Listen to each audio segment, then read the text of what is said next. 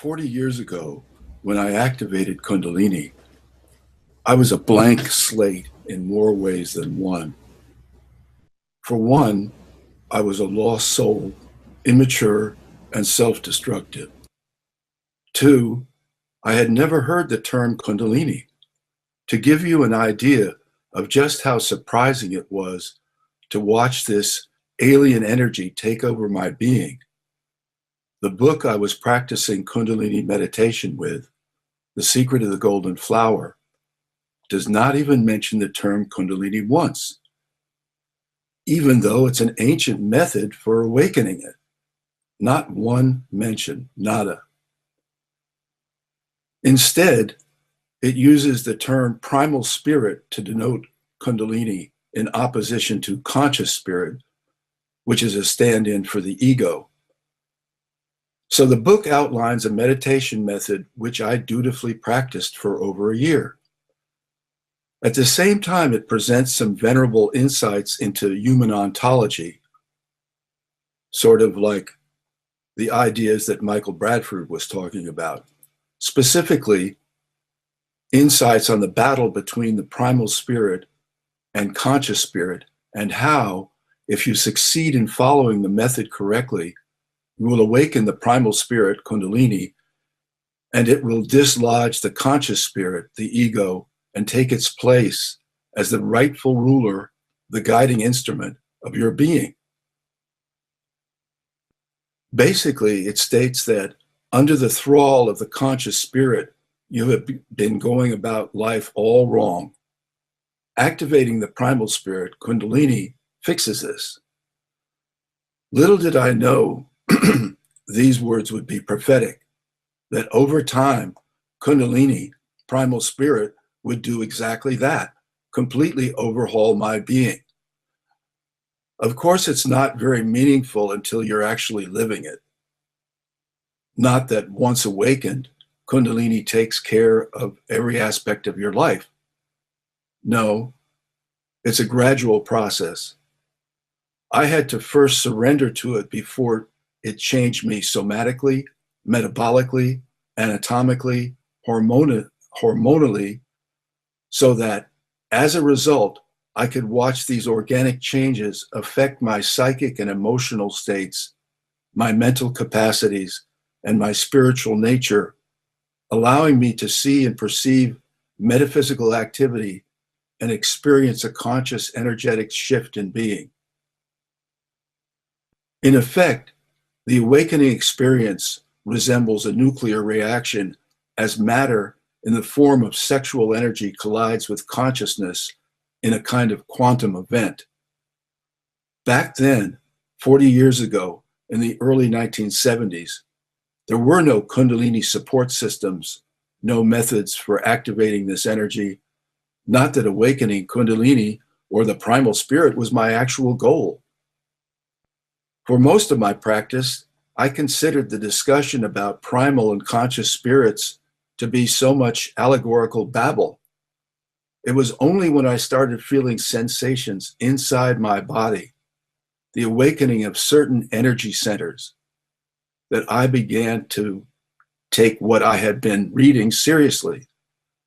The allegorical, mystical contents began to make empirical sense. When I started the practice, I was living in Paris. As the sensations I felt began to affect my body, my brain, my sexual nature physically, I realized I would have to change my environment, which to me meant either going to an ashram or, like my role model, Milarepa, find a place to work alone. Realizing that finding someone who understood my situation was problematic, I chose the latter course, becoming a solitary seeker practitioner. I found an old house in the south of France that I rented for about $40 a month, and with my meager possessions, a few records and books, I moved into a house in Languedoc, about 10 miles from Lodève, where I stayed for over a year until Kundalini finally awakened. The details of this sojourn are set down in my book, Deciphering the Golden Flower One Secret at a Time. Today, the solitary retreat is out of fashion, and yet there's a lot to recommend it. It was the norm for thousands of years. Buddha, Jesus Christ, Lao Tse, Milarepa, St. John of the Cross, Meister Eckhart, all traveled the solitary path, all experienced the exhilaration, as well as the pain, doubt, loneliness, and despair that accompanies the mystical experience. In the solitary context, you learn to figure things out without Twitter, Facebook, Google Hangouts, blogs, meetups, chat rooms, or digital bulletin boards. And without disparaging any of these, I do believe the time-tested solitary path works well because it turns you into a spiritual detective, makes you self-reliant. But today, given the interconnected, interdependent paradigm we live in, it's hardly practical.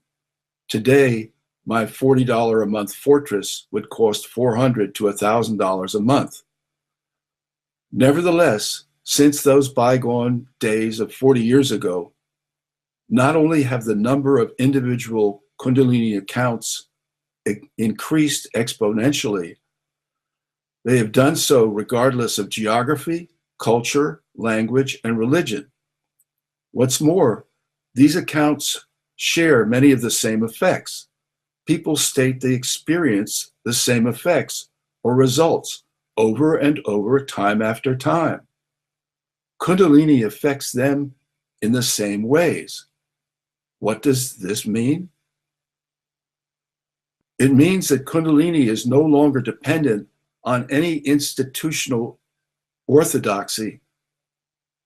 Anyone can raise it.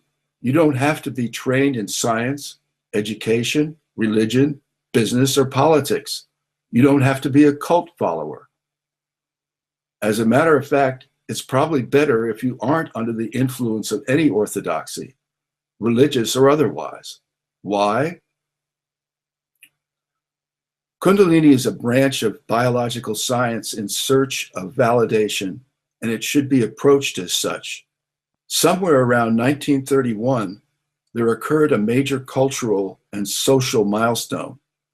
Science passed religion as a field of interest. As you can see from this Google Ngram, which tracks mentions of words and terms in books and other publications, the two lines of interest crossed in 1931. There started to be more talk about science and less about religion, a major tectonic shift. A second shift, a big surge of interest in spirituality, occurred in the 1970s. As you can see from this second engram, the gap between physics and spirituality narrowed. Spirituality separated itself from religion, and although this chart shows us that it's not going to overtake at any time soon, it does show a narrowing, and it gives us a clear picture of the movement or an impulse on the rise. Gopi Krishna recognized this shift. It was reflected in his writings on sexual sublimation and the biological nature of Kundalini. Is this shift being spearheaded by two possible theses?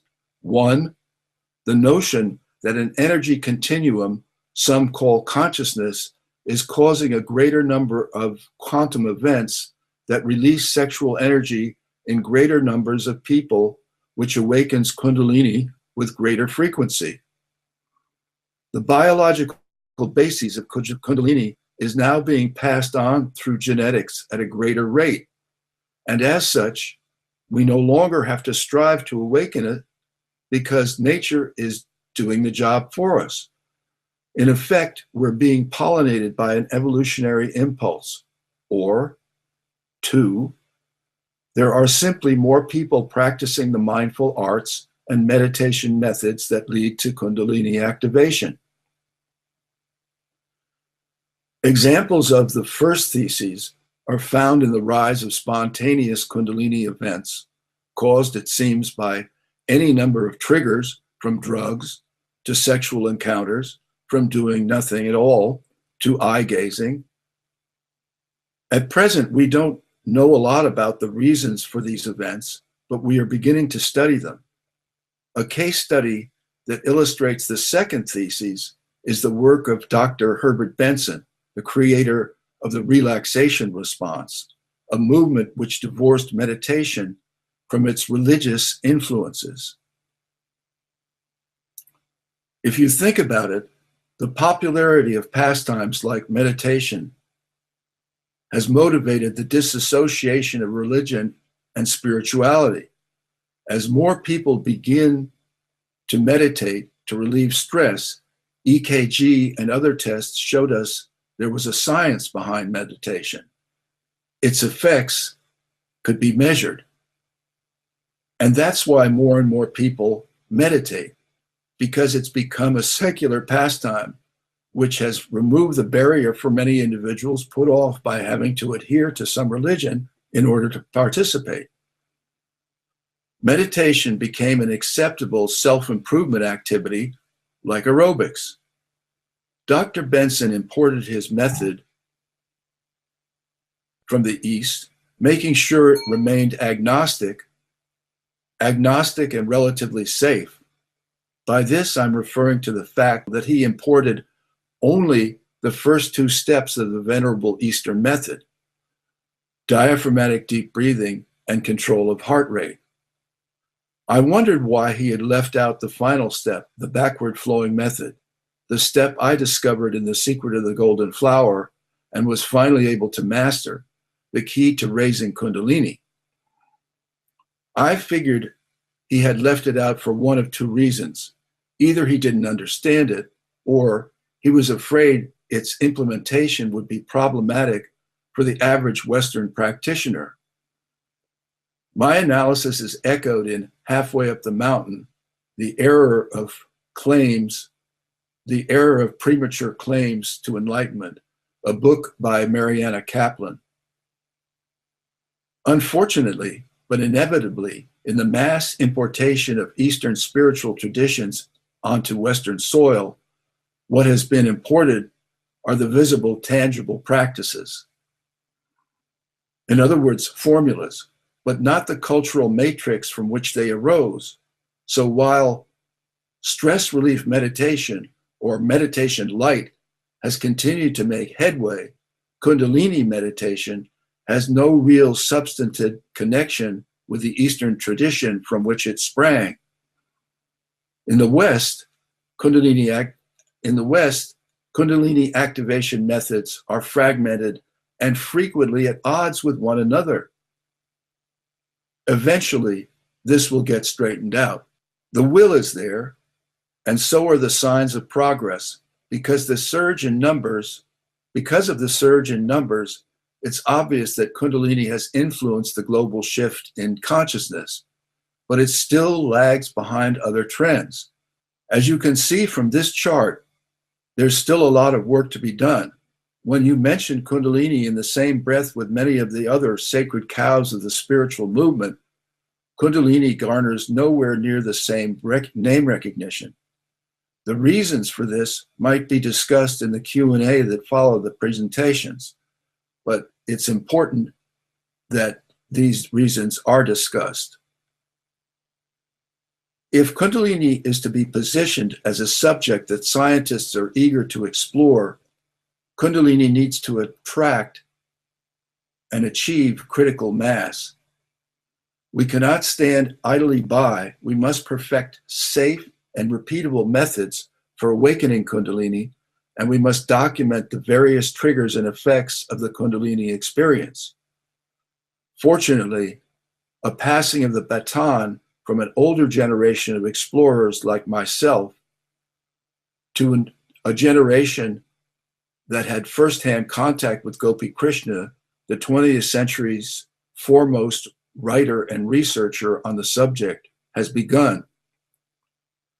Younger individuals such as Michael and Linda Molina, Duncan Carroll, Vivek Govakar, Nevin Parr, and others I have not yet met, have introduced new skill sets into the mix: software engineering, artificial intelligence, innovative website creation, documentary film and video production, scientific analysis, collection, collation, and compiling of Kundalini experiences, yes, and even modern methods of public relations.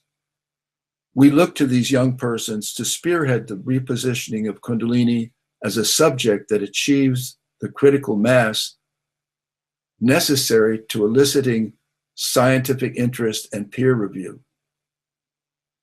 To move Kundalini to critical mass status, I think the more we consider it a biological science, albeit one with metaphysical overtones, the more people will accept it on all levels.